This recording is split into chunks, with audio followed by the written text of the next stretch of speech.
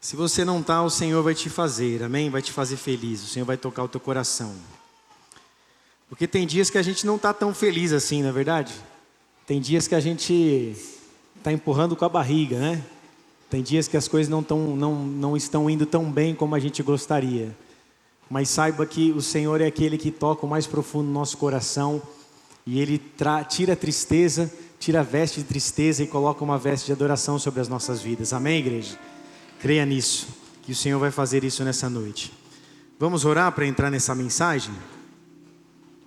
Pai, em nome de Jesus, nós nos colocamos diante de Ti e Te pedimos que o Senhor venha falar aos nossos corações nessa noite. Nós reconhecemos o Teu senhorio, a Tua grandeza, reconhecemos o Teu amor por nós e Te pedimos, fala conosco nessa mensagem, Espírito Santo. Nós somos Teus filhos, nós somos o Teu povo, nós somos as ovelhas do Teu rebanho. Tu és o supremo pastor, Jesus. Tu és aquele que deixa 99 para ir atrás de uma. Tu és aquele que dá vida pelas suas ovelhas.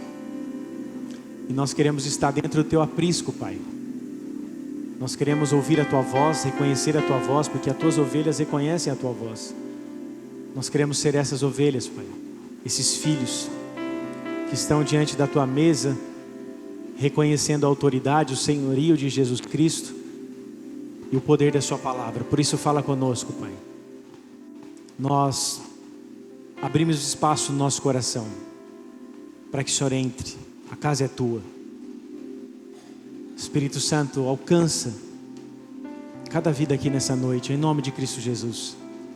Que cada semente aqui lançada, Pai, possa prosperar, possa crescer, possa impactar, possa trazer transformação. Espírito Santo, passeia sobre este lugar. Espírito Santo, tens liberdade aqui. Acampa os Seus anjos aqui, Jesus. E fala conosco. Nós queremos apenas aprender de Ti, que é manso e humilde de coração. Não queremos mais nada além de Ti. Eu me reduzo, Pai, para que o Senhor cresça. Que não seja eu, o Rodolfo, falando, mas que seja o Senhor.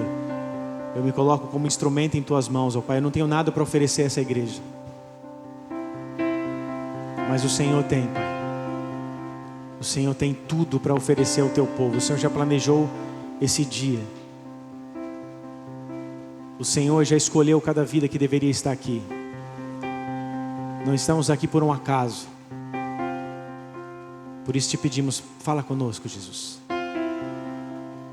Nos rendemos a Ti. Usa a minha vida, Espírito Santo. Essa é a minha oração, que eu seja instrumento em Tuas mãos. Que eu não fale nada do que é meu, mas que eu fale do Teu Evangelho, da Tua palavra que traz vida e restauração. Essa é a nossa oração, Pai. Em nome de Cristo Jesus. Se você crê, diga amém. Abra a sua Bíblia comigo, por favor, em Romanos capítulo 8, verso 28. Romanos 8, verso 28. Você pode acompanhar no telão também, tá bom? Se você preferir. Romanos 8, 28.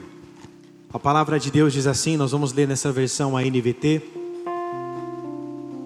Diz assim: e sabemos que Deus faz todas as coisas cooperarem para o bem daqueles que o amam e que são chamados de acordo com o seu propósito. Até aí.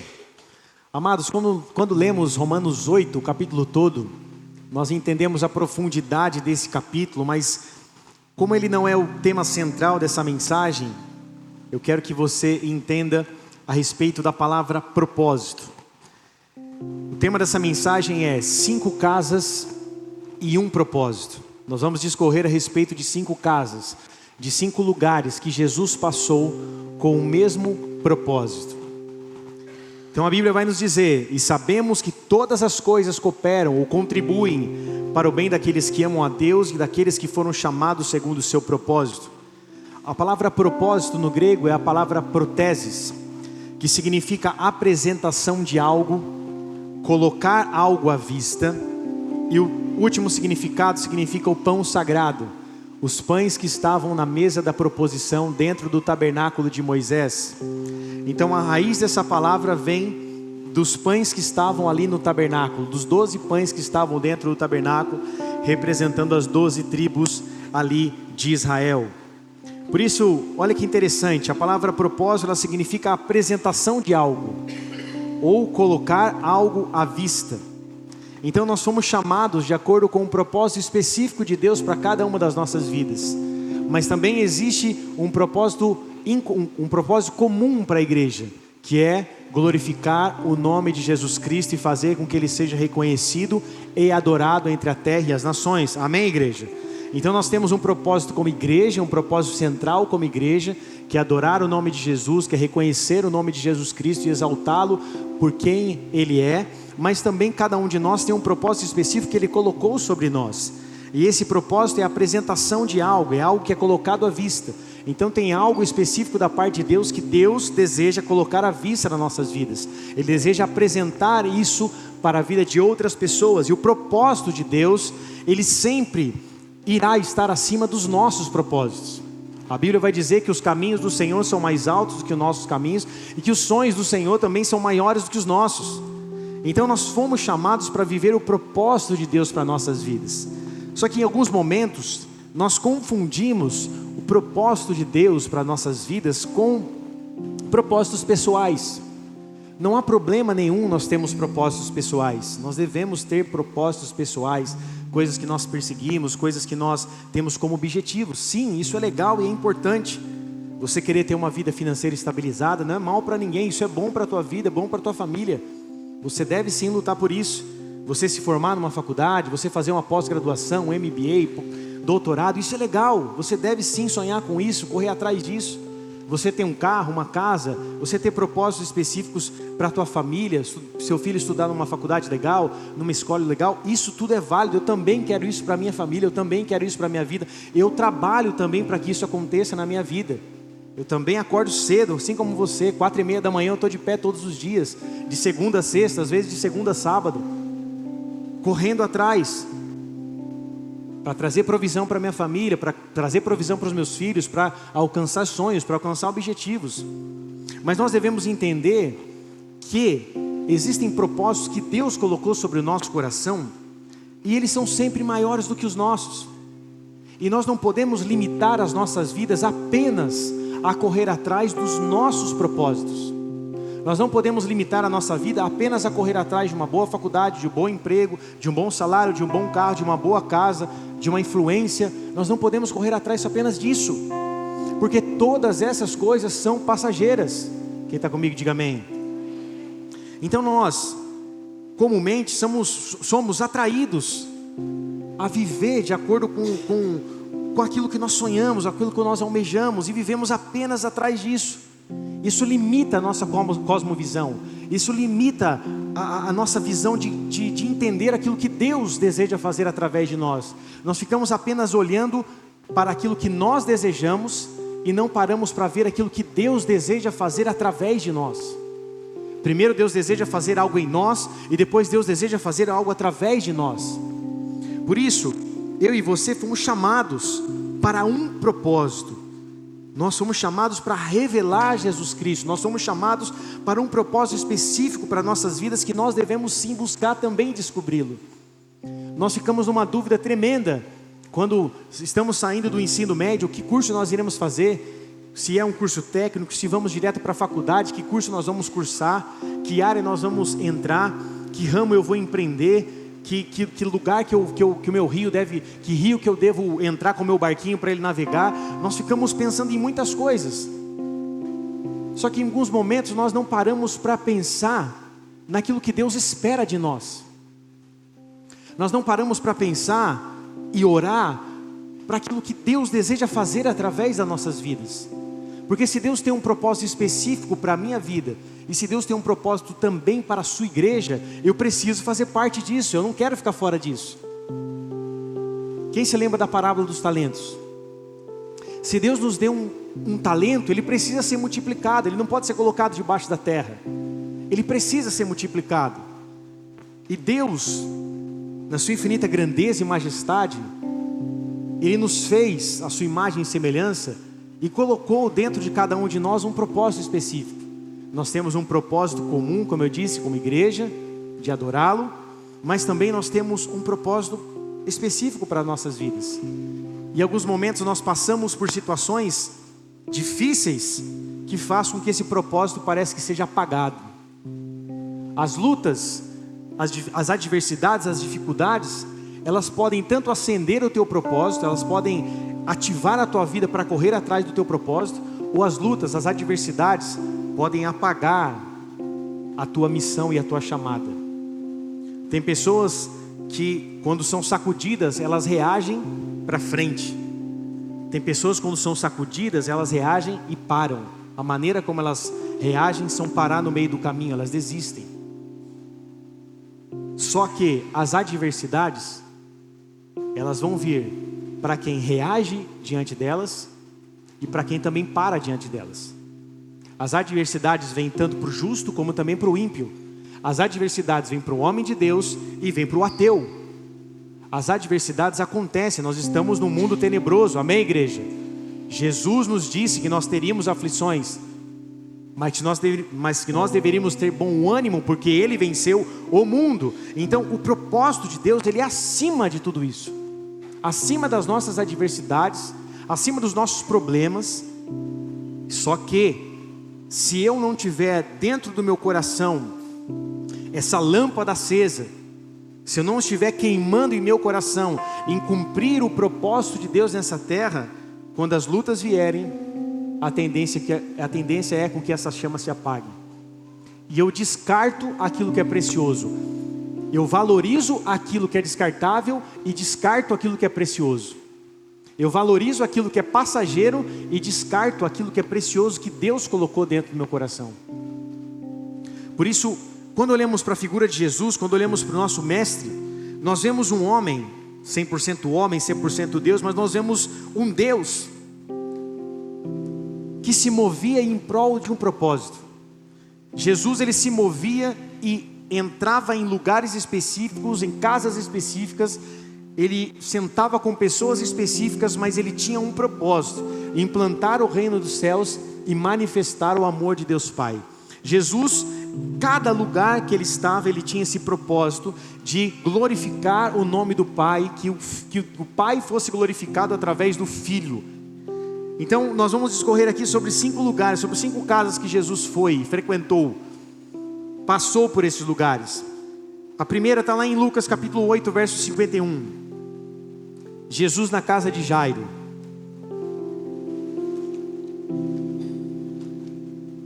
(8:51), nós vamos ler até o 56. A Bíblia diz assim: quando chegaram à casa de Jairo, Jesus não deixou que ninguém o acompanhasse, exceto Pedro, Tiago e João, e o pai da menina. A casa estava cheia de gente chorando e se lamentando, mas ele disse: parem de chorar, ela não está morta, ela está apenas dormindo. A multidão riu dele. Repita comigo assim: a multidão riu dele. Até aí. Pois todos sabiam que ela havia morrido. Então Jesus a tomou pela mão e disse em voz alta: menina, levante-se. Naquele momento ela voltou à vida e levantou-se de imediato. Então Jesus ordenou que dessem alguma coisa para ela comer, pois os pais dela ficaram maravilhados, mas Jesus insistiu que não contassem a ninguém o que havia acontecido. Amados, Jesus havia acabado de curar a mulher do fluxo de sangue, chega na casa de Jairo e dá de encontro com uma menina morta. Jesus foi chamado para ressuscitá-la. E quando ele entra naquele ambiente para cumprir o propósito de Deus, que era anunciar o reino, e fazia parte da implantação do reino, do anúncio do reino dos céus, fazia parte com que os milagres acontecessem, para que as pessoas vissem, enxergassem que era o Filho de Deus que estava ali. Então ele entra no ambiente e as pessoas começam a duvidar dele e rir da cara dele. Eu não sei se você já passou por isso, mas eu já passei. Quando você chega num lugar e você percebe que as pessoas começam a rir da sua cara ou fazer piadinha escondida de você.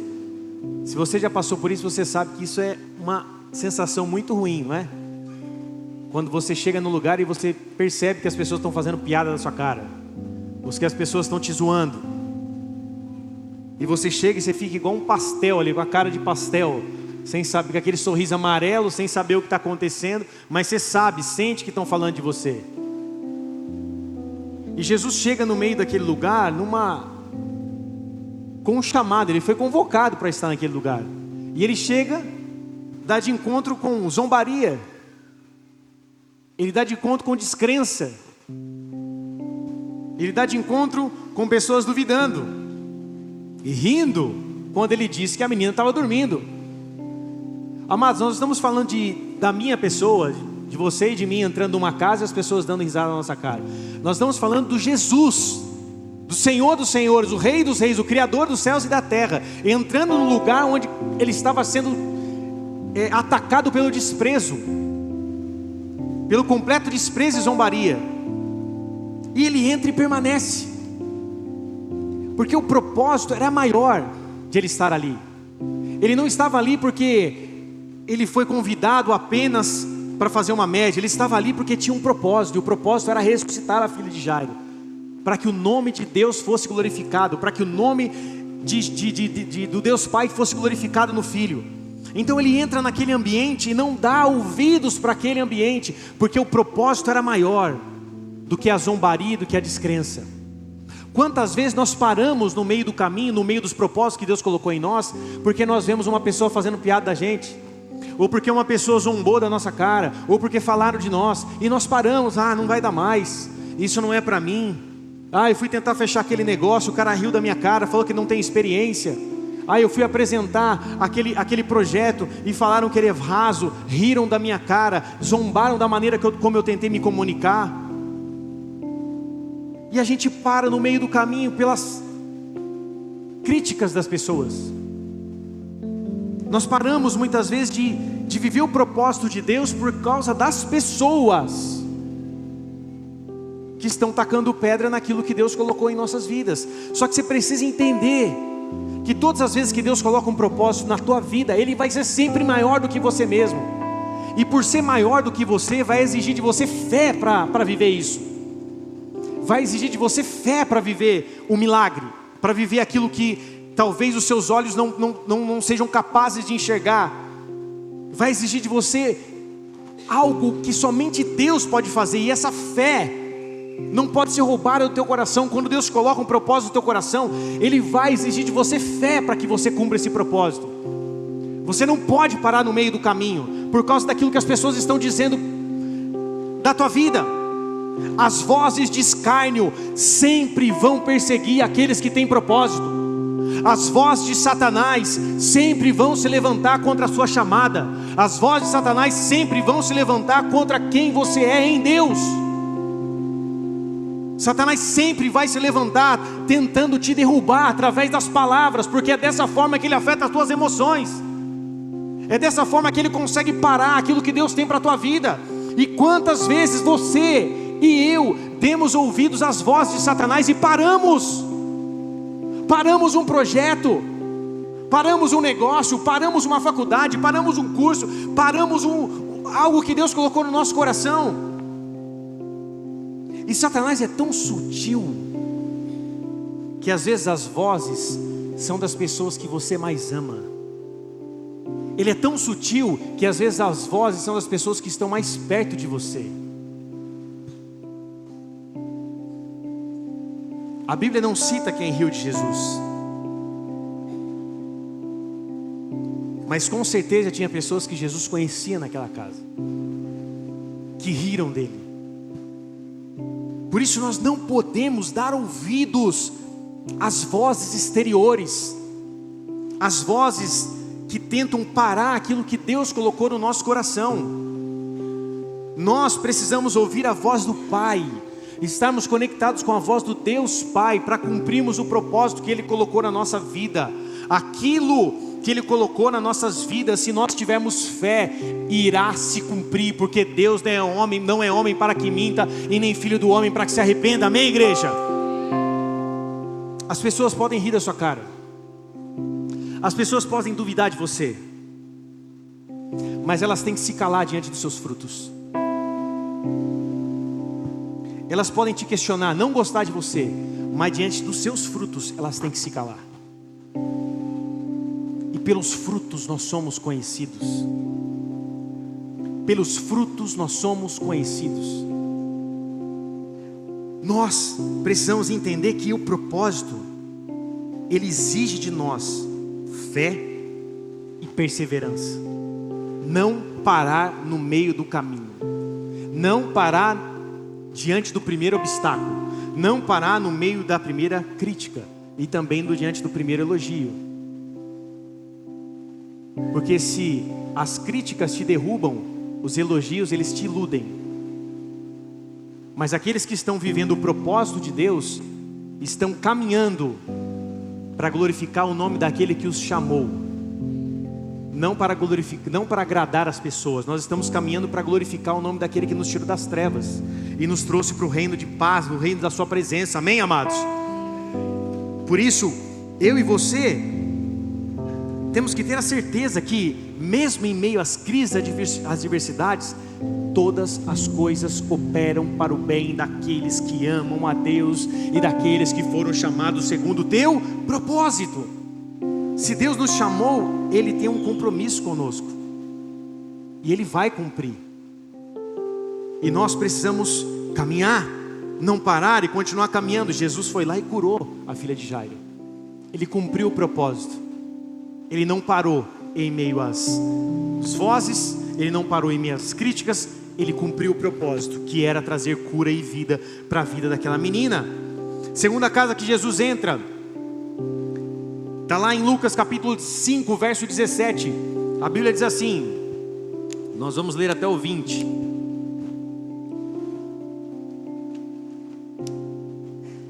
Certo dia, enquanto Jesus ensinava alguns fariseus e mestres da lei, alguns fariseus e mestres da lei estavam sentados por perto. Eles vinham de todos os povos da Galileia, da Judéia e de Jerusalém. E o poder do Senhor para curar estava sobre Jesus.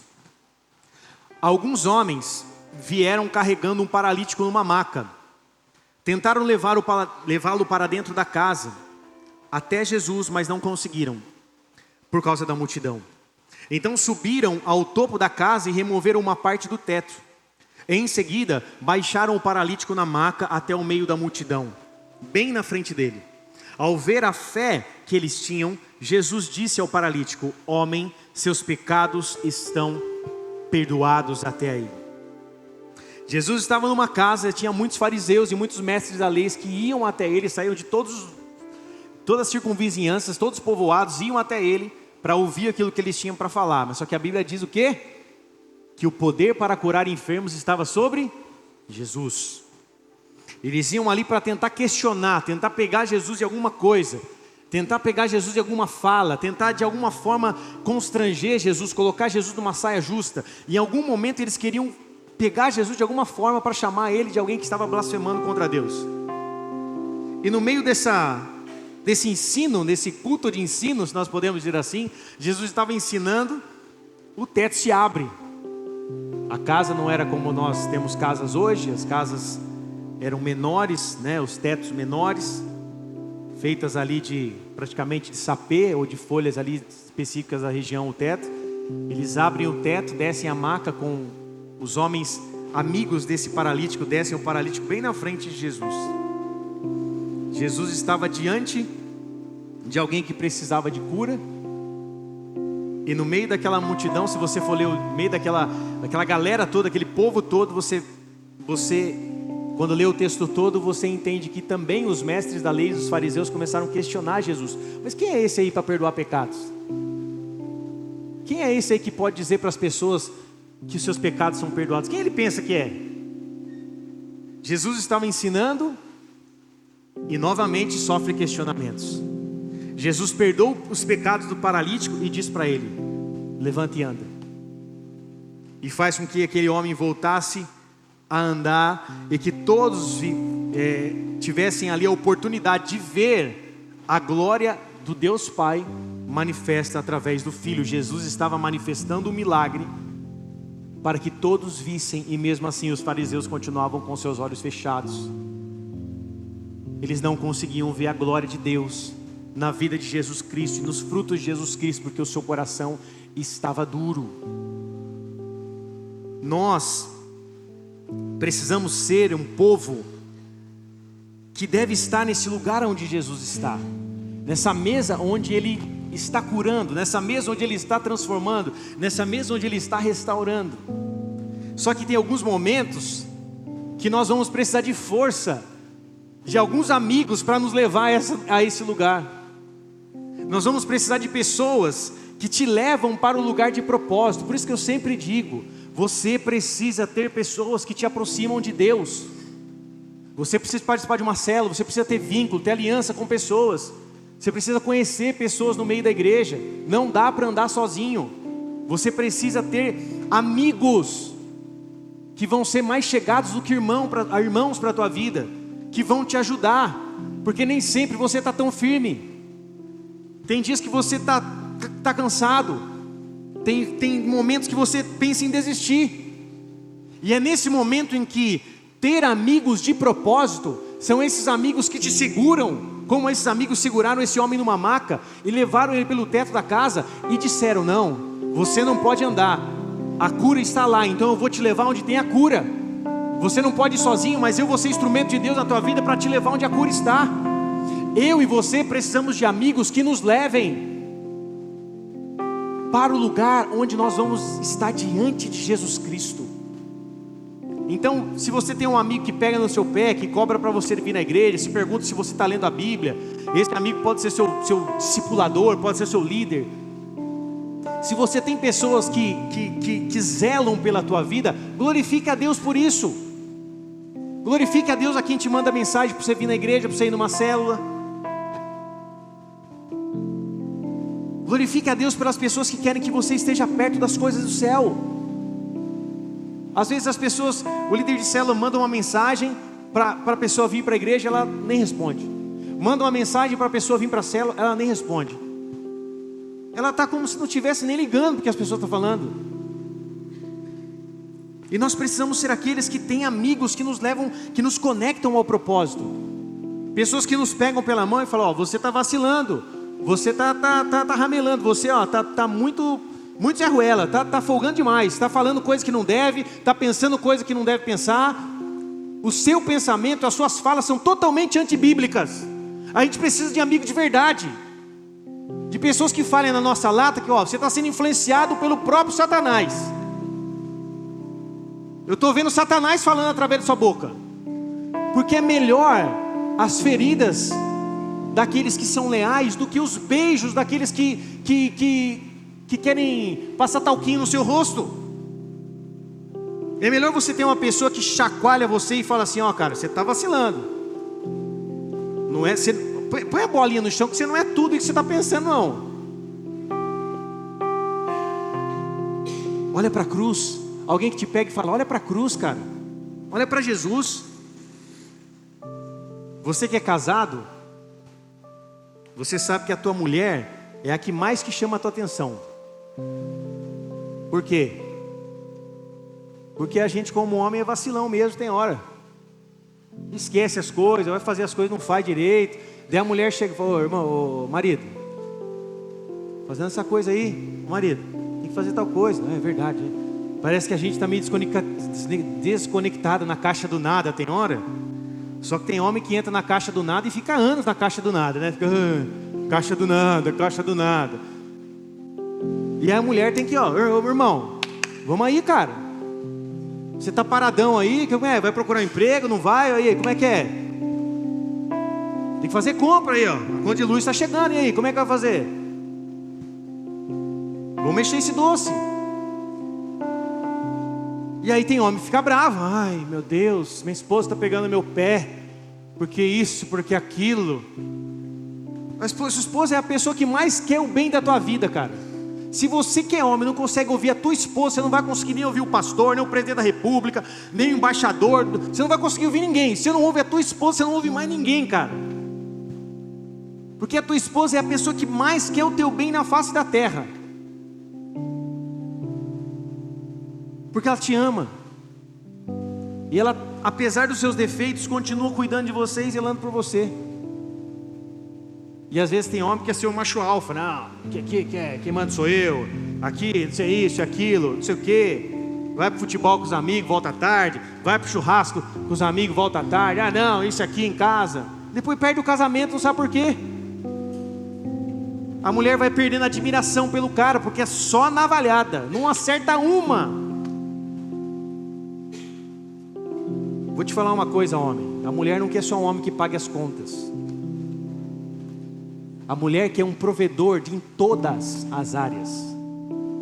A mulher quer um marido que ora. A mulher quer um marido que protege ela. A mulher quer um marido que intercede pelos filhos. A mulher quer um marido que quando tem um barulho no quintal, ele é o primeiro a sair lá. Porque se tiver que morrer, morre eu primeiro. Se tiver que pegar, pega eu primeiro. Minha família não.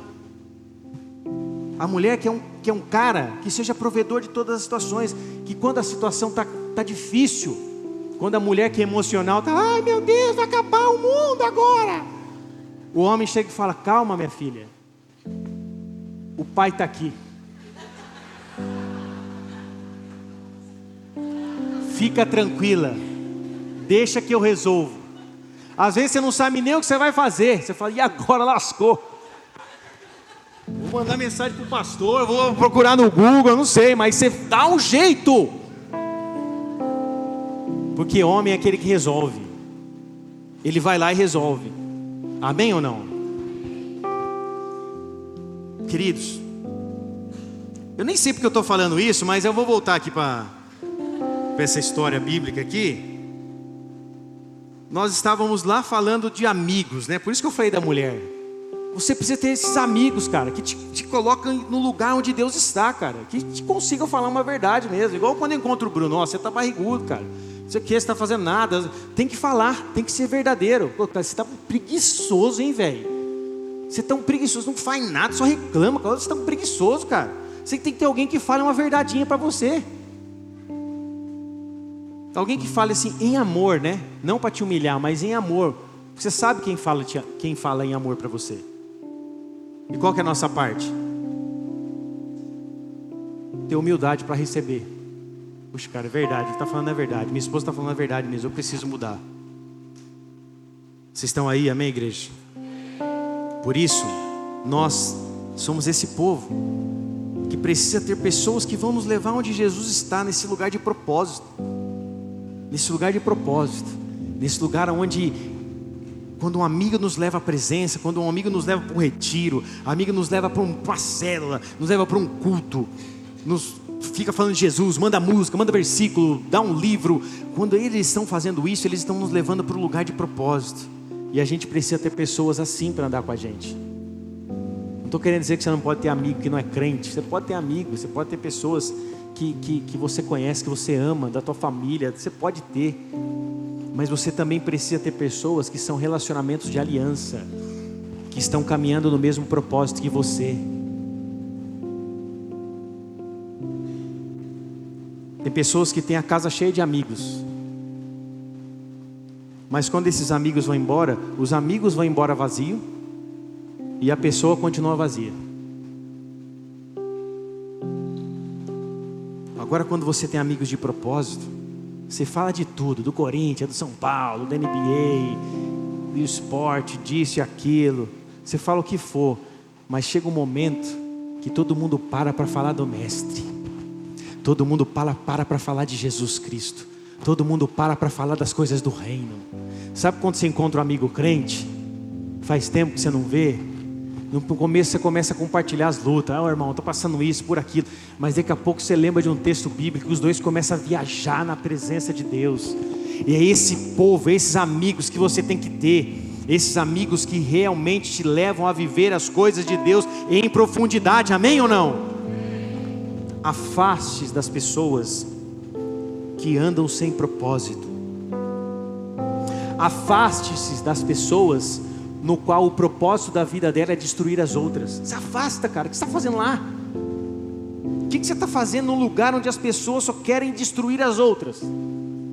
Qual é o propósito de você estar lá? Esteja em lugares aonde Jesus vai ser glorificado, onde você vai falar de muitos assuntos, mas o tema central da mesa vai ser o senhorio de Jesus Cristo. Amém ou não? 3, estou encerrando. Jesus na casa de Zaqueu. Lucas 19, do 5 ao 10 diz assim: quando Jesus chegou ali, olhou para cima e disse: Zaqueu, desça depressa, hoje devo hospedar-me em sua casa. Sem demora, Zaqueu desceu com alegria e recebeu Jesus em sua casa. Ao ver isso, o povo começou a se queixar. Ele foi se hospedar na casa de um pecador. Enquanto isso, Zaqueu se levantou e disse: Senhor, darei metade das minhas riquezas aos pobres, e se explorei alguém na cobrança de impostos, devolverei 4 vezes mais. Jesus respondeu: hoje chegou a salvação a esta casa, pois este homem também é filho de Abraão, porque o Filho do Homem veio buscar e salvar os perdidos. Amém, amados? Quando você lê a história inteira, você vê que Jesus passou por Jericó, e não era para ele passar por ali. Ele passa por um propósito. Ele queria chegar na casa de Zaqueu. Zaqueu está numa árvore chamada sicômoro. Não era uma árvore tão alta. Eu conheci um sicômoro lá em Israel quando eu fui. Era uma árvore meia boca. E aí ele sobe naquela árvore, porque ele era muito baixinho. Ele sobe naquela árvore e ali ele se conecta com o mestre. Ele olha para Jesus e Jesus vê ele naquela árvore. E Jesus já entra naquela cidade e fala: Zaqueu, eu vou passar a noite na sua casa. As pessoas que estavam ali ao redor começaram novamente a reclamar e criticar Jesus. Já vai o Senhor, o Rabi, lá vai Jesus na casa de um pecador. Já vai se hospedar na casa de um pecador. Zaqueu era o maioral dos cobradores de impostos. As pessoas odiavam Zaqueu. Ele era a representação de Roma, que cobrava duros impostos ali para o povo judeu. As pessoas começaram a reclamar porque elas enxergavam apenas com seus olhos humanos, com seus olhos naturais. Eles viam o quê? Um homem cobrador de impostos, um inimigo de Israel, um representante de Roma. Só que Jesus não olhou isso. Jesus olhou o quê? A salvação que ele tinha que fazer naquela casa. Jesus olhou o coração de Zaqueu. Jesus, ao conectar o seu olhar com o de Zaqueu em cima daquela árvore, Jesus sabia que algo precisava ser feito na sua casa. E Jesus fala: eu vou passar a noite na sua casa. Um Deus de propósitos, Ele não vê o exterior, mas Ele vê o coração. A gente tem que parar com essa mania de ficar julgando as pessoas pela capa, julgar o livro pela capa. A gente tem que parar com essa mania que nós que somos crentes, muitas vezes somos julgadores, juízes muitas vezes. Olhamos e começamos a apontar o dedo para as pessoas. Nós não podemos ser esses acusadores. Nós precisamos ter os olhos de amor que o nosso mestre tem. Nós precisamos ter essa capacidade de olhar com os olhos de amor para as pessoas, mesmo que você pense que ela não mereça. Nós precisamos desenvolver essa capacidade em Jesus, de olhar para as pessoas com os olhos de misericórdia. Jesus olhou com olhos de misericórdia para Zaqueu, com olhos de amor, da mesma forma que Ele olhou para a minha vida e para a tua. Só que a gente vai crescendo, vai amadurecendo, vai conhecendo a Bíblia, a gente vai se achando capaz de julgar as pessoas. A gente vai se achando capaz de apontar o dedo, os defeitos, de dizer como faz isso, como faz aquilo, como aquilo outro. A gente se coloca no lugar de juiz. Nossa, se eu fosse pastor dessa igreja, a igreja ia ser administrada desse jeito, desse outro, ia fazer isso, ia fazer aquilo. Ah, se eu fosse líder, eu ia fazer isso e aquilo outro. Se fosse. Porque muitos que falam, nem uma célula pega para cuidar. Não tem uma vida para cuidar, para te ligar 3 horas da manhã, pedindo oração. Não tem uma visita para fazer no hospital. E nós nos tornamos esses que olha para isso aí, ó. Isso aí não, hein? Você é pecador, hein? Você não serve não, você é pecador. Esse aí, ó, não dá não, para andar comigo não dá. E começamos a julgar, botar X nas costas das pessoas. Nós precisamos ter essa capacidade de Cristo, que se movia por um propósito. Ele tinha um propósito de entrar na casa de Zaqueu. E o propósito era levar salvação. Amém, amados? Então quando você está lá na sua mesa de trabalho, quando você está lá na sua empresa, para de colocar X nas costas do cara que está lá. Olha com os olhos de amor para ele. Esse cara só fala palavrão, cara. Esse cara aí é isso e aquilo. Olha com os olhos de amor. Tenta apresentar Jesus para ele de alguma forma. Dá um livro, dá uma Bíblia, dá um CD. Sabe como eu conheci a Igreja Bola de Neve? Eu ganhei um CD. Estava escrito lá assim: Tribo de Louvor. E quando eu fui para a Igreja de Bola de Neve, eu pensei que era uma banda. Dá um CD pro cara. Se bem que hoje não tem CD, né? Mas, sei lá, envia uma música para ele no YouTube. Manda um áudio, pede uma palavra de conhecimento. Fala: Deus, fala comigo para eu falar com esse cara. Deixa o Espírito Santo te usar. Você não está no seu trabalho por acaso. Ai, a minha família só tem gente isso e aquilo. A minha família é só bebida. Na minha família é só isso e aquilo. Olha para a parte boa da tua família. Toda família tem ônus e tem bônus. Mas quando você estiver no almoço de família lá, pega a Bíblia e fala assim: família, eu posso fazer uma oração? Eu quero falar de alguém que transformou minha vida. Eu posso falar? As pessoas, quando a gente se converte, no começo elas nos criticam. Só que depois que elas veem o fruto de Deus nas nossas vidas, sabe o que elas fazem? Elas nos respeitam. E quando você atingiu esse estágio de respeito, não é para que as pessoas falem para você que você só mudou de vida, glória a Deus. Não é só para isso. É para que você seja um instrumento de transformação onde você está. Você é diferente, nós somos diferentes. Não porque somos melhores ou piores do que ninguém, mas nós temos o sangue de Jesus Cristo sobre as nossas vidas. Amém, amados? E nós queremos que esse sangue alcance também o maior número de pessoas possíveis, em nome de Jesus. Amém, amados? Na casa de Zaqueu houve salvação e restituição. Ele entra na casa e ele muda tudo. Ele entra na casa por um propósito e ele muda completamente a história de uma família. Nós somos aqueles que fomos chamados para manifestar o propósito de Deus. E pela graça que nos foi dada, que a graça que nos foi outorgada, nós também temos essa autoridade de chegar em lugares e através do nome de Jesus Cristo transformar ambientes, transformar lugares e transformar pessoas, para que o nome de Jesus Cristo seja glorificado. Amém, igreja? Você tem esse dom, você tem esse chamado. A autoridade de Jesus Cristo também está sobre a tua vida para transformar pessoas e pessoas transformar ambientes. Nós temos esse chamado, a bênção dos céus está sobre as nossas vidas. Jesus nos comissionou: ide e fazei discípulos por todas as nações. E esse discípulo, e esse lugar, pode ser a tua família, a pessoa que está mais próxima de você no teu escritório, a pessoa que compartilha uma bancada com você de trabalho, a pessoa que está ali na mesma baia que você de escritório. Talvez ela está ali toda feliz, talvez ela está ali tentando passar a perna nos outros, sendo bonzão, querendo status, reconhecimento, mas por dentro ela está quebrada. E você, com os olhos de amor de Jesus Cristo, com os olhos do Senhor, você consegue enxergar aquilo que o olho não vê, que o olho humano não vê. Você consegue discernir e entender e dar uma palavra de Deus para aquela vida, para ela ser transformada. Jesus olhou para Zaqueu e disse: eu preciso ir lá, porque tem salvação para aquela casa. Toda a casa de Zaqueu foi salva. Amém, igreja? Por isso Jesus não andava sem propósito. O quarto lugar, Lucas 10, 38.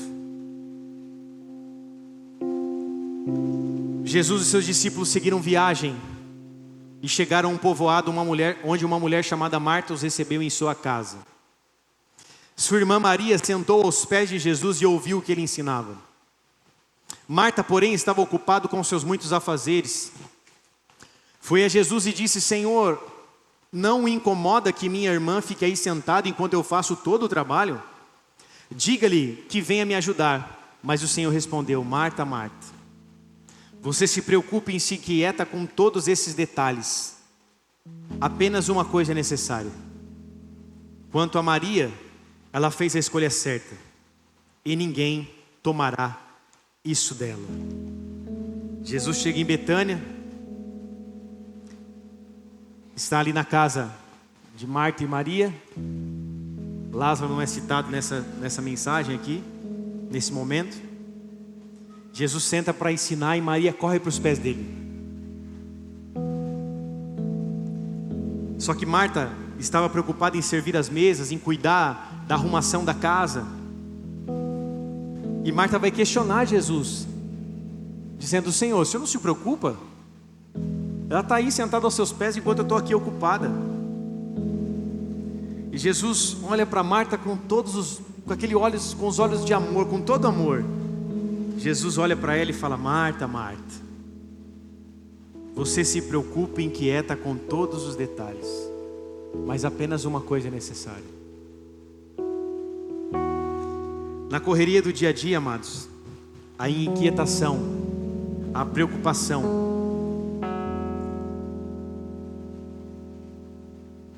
as aflições, as loucuras que nós passamos todo dia, correria, escola, trabalho, isso e aquilo, essas correrias muitas vezes nos bloqueiam de viver a presença de Deus de forma poderosa, de forma profunda, essa é a melhor palavra. Imagina ter o Deus de toda a terra em sua casa, sentado na sua mesa te ensinando. Era o que Marta tinha. Só que Marta estava preocupada com outra coisa: cuidar das mesas. Ela estava inquieta. Só que quando nós nos chegamos nesse lugar onde Deus está, onde a presença se manifesta, existe um lugar de paz em meio às guerras. Existe um lugar de paz em meio a toda a inquietação que nós estamos vivendo, em meio a toda a correria. Por isso nós precisamos ter esse lugar de paz, que é a mesa da presença. Porque senão nós vamos ser apenas cachorro correndo atrás do rabo, sempre correndo atrás dos nossos objetivos, sempre correndo atrás dos nossos sonhos e sempre na correria. Todos nós estamos na correria. Se você trabalha, se você tem família, você já está na correria. Só que a correria não pode nos inquietar ao ponto de nós não termos mais vida com Deus. Porque se tem uma coisa que nos rouba a presença, é a nossa inquietação. Por isso eu quero dizer que existe um lugar de propósito, onde você não se importa com as panelas, onde você não se importa com as louças, onde você não se importa com as visitas, onde você não se importa com o sofá desarrumado, com o pó na cômoda. Existe um lugar onde você apenas se debruça, se lança aos pés de Jesus. E esse lugar é onde as vozes externas se calam. É esse lugar onde as vozes começam a cair por terra. É nesse lugar onde a tempestade para, onde a chuva para. É nesse lugar de presença que a inquietação ela vai caindo por terra. Por isso eu e você temos um lugar de paz em meio à guerra. Existe um lugar na fenda da rocha. Moisés pediu para ver a glória de Deus. Moisés queria ver a glória de Deus. Mostra-me a tua glória, mostra-me a tua glória. E Deus falou para Moisés: Moisés, você não pode ver a minha glória, ver a minha face e permanecer vivo. Mas tem um lugar para você, Moisés, na fenda da rocha. Essa rocha nós sabemos quem é, Jesus Cristo, amém, igreja? Tem um lugar na fenda da rocha. Eu vou te colocar ali, nesse lugar de paz, nesse lugar de bonança. E quando eu passar, você não vai ver minha face, mas você vai ver as minhas costas. É nesse lugar onde nós temos acesso à glória. É nesse lugar onde nós temos acesso à natureza de Deus. O que é a glória, pastor? O que é a glória? Um dos significados da palavra glória é a natureza de quem Deus é. Imagine a natureza de o Criador dos céus e da terra sendo revelada à sua humanidade. Nós que somos seres humanos, falhos, pecadores, corruptos, nós temos a glória de Deus, o sangue de Jesus Cristo manifesto sobre as nossas vidas. Isso nos transforma, isso nos traz redenção, isso traz sobre as nossas vidas santificação, isso nos cura de toda e qualquer ferida. Existe um lugar de paz na mesa do Senhor. Existe um lugar de paz onde as vozes externas são quebradas, onde os grilhões são quebrados, onde as cadeias são quebradas. Existe um lugar de paz onde a glória de Deus te inunda e a presença de Jesus Cristo cura a tua vida. Existe um lugar de paz que excede todo entendimento. O mundo está caindo e você está em paz. O salmista diz em Salmos 4:8: em paz me deito e logo pego no sono, porque somente o Senhor me faz habitar em segurança. O mundo está caindo lá fora, as coisas estão acontecendo e você está em paz. Quando eu chego na minha casa, amados, eu tiro meu sapato, a minha bota de segurança e eu entro no meu lugar de paz. Eu lido com problemas pessoais, com problemas dos meus filhos, com problemas do trabalho, com problemas da igreja, que são muitos, que eu tenho que lidar todos os dias. Mas quando eu chego no meu lugar de paz, eu sei que ali é o meu lugar onde eu tenho que estar aos pés do meu mestre. Eu já chego e já digo: vamos colocar um louvor, vamos ler a palavra, vamos trazer a presença, vamos clamar pela presença, porque é nesse lugar onde as suas forças são renovadas, é nesse lugar onde a glória de Deus te inunda e te coloca de pé novamente. Você está quase caindo, você está pensando em desistir, mas Ele te pega pelas mãos e te coloca de pé, firma os seus pés sobre uma rocha, lava a tua vida com o sangue dEle, troca as tuas vestes de tristeza e põe veste de louvor e de alegria sobre o teu coração. E aí você se levanta, porque as misericórdias do Senhor são a razão de nós não sermos consumidos. Grande é a sua misericórdia, grande é a sua fidelidade, dia após dia. Tem dia que você está mal, tem dia que você está triste, tem dia que você está cansado, mas quando você vai para os pés da cruz, Ele te coloca de pé novamente. Ele renova as tuas forças. Mas os que esperam no Senhor subirão com asas como águia, correrão e não se cansarão, caminharão e não se fatigarão. Aqueles que esperam no Senhor têm suas forças renovadas. Existe esse lugar, igreja. Existe esse lugar de presença, de manifestação da paz que excede todo entendimento. E Maria escolheu esse lugar. Por isso que Jesus disse: Maria escolheu a boa parte, e isso não lhe será tirado. E olha que tremendo o último. Jesus na casa de Simão o leproso, Mateus 26, para a gente encerrar.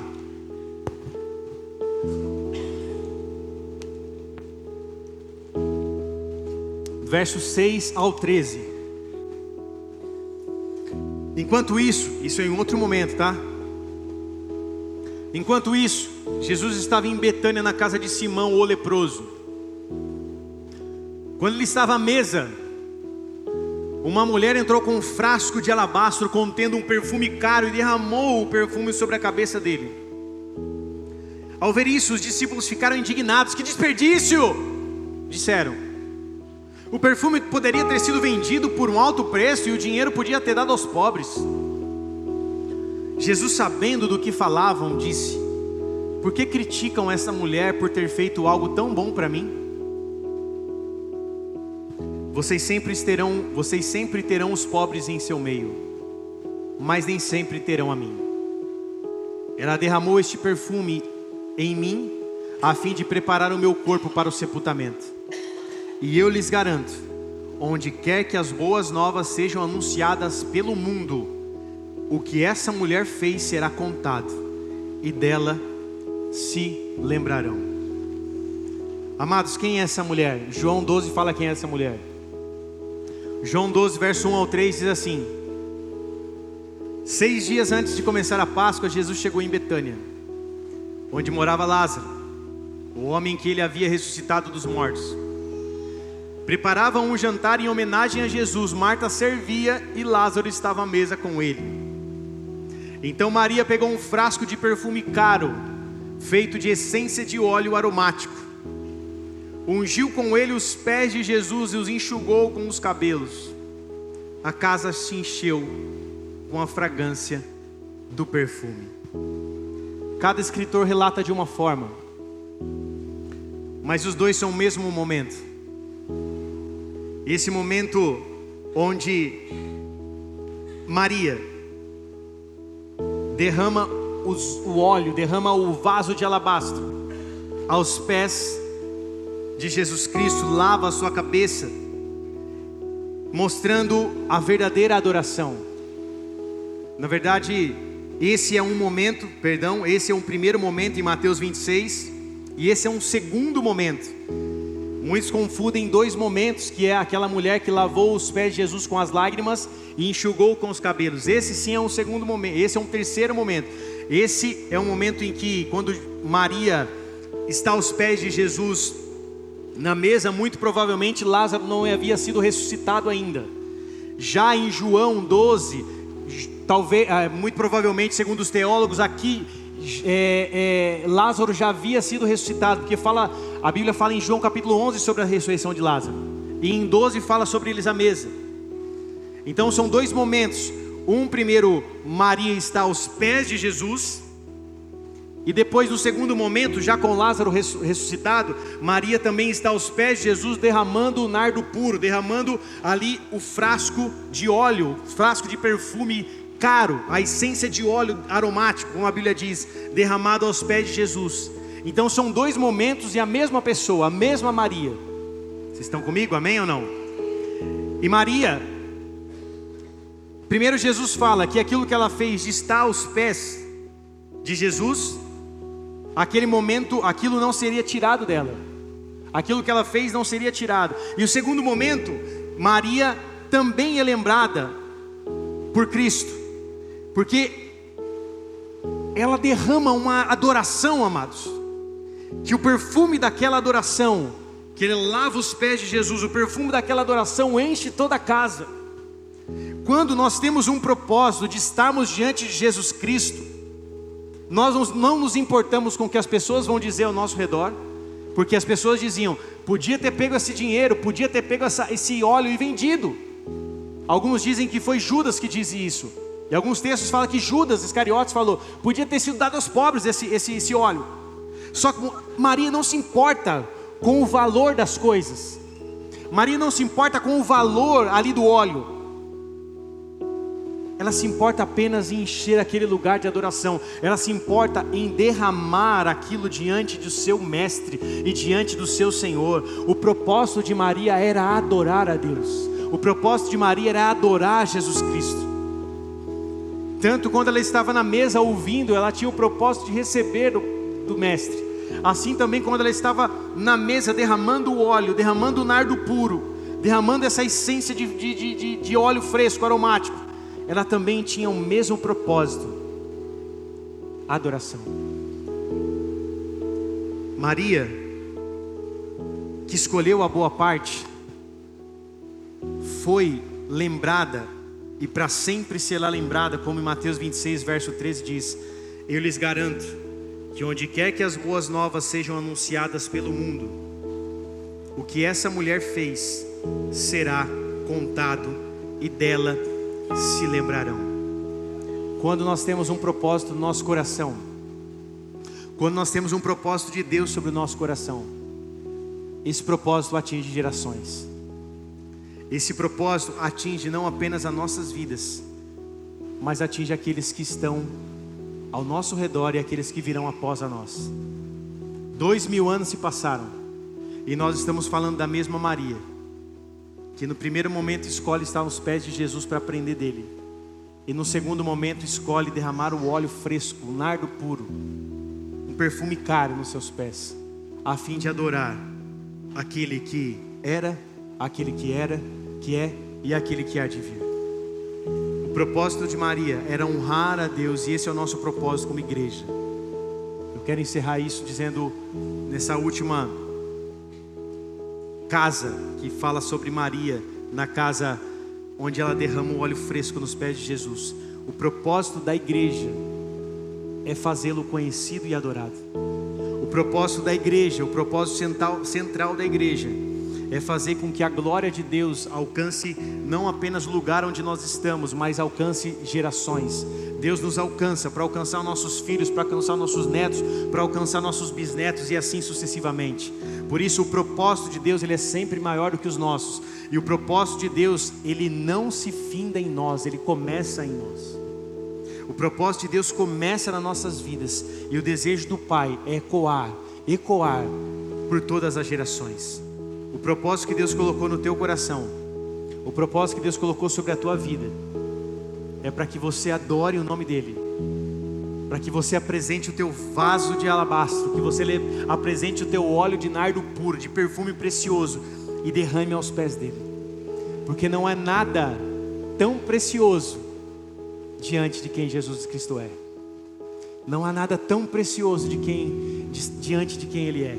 Ela não se importa com com o preço daquilo, porque ela estava diante daquele que é o mais precioso de todas as coisas, aquele que é o mais poderoso de todas as coisas, aquele que tem o poder sobre todas as coisas, e diante dele ela derrama e se entrega. Maria entregou tudo o que tinha, e Jesus só pede para que a gente entregue o nosso coração. Se nós entregarmos o nosso coração a Ele, como oferta de adoração, nós estaremos cumprindo o nosso propósito.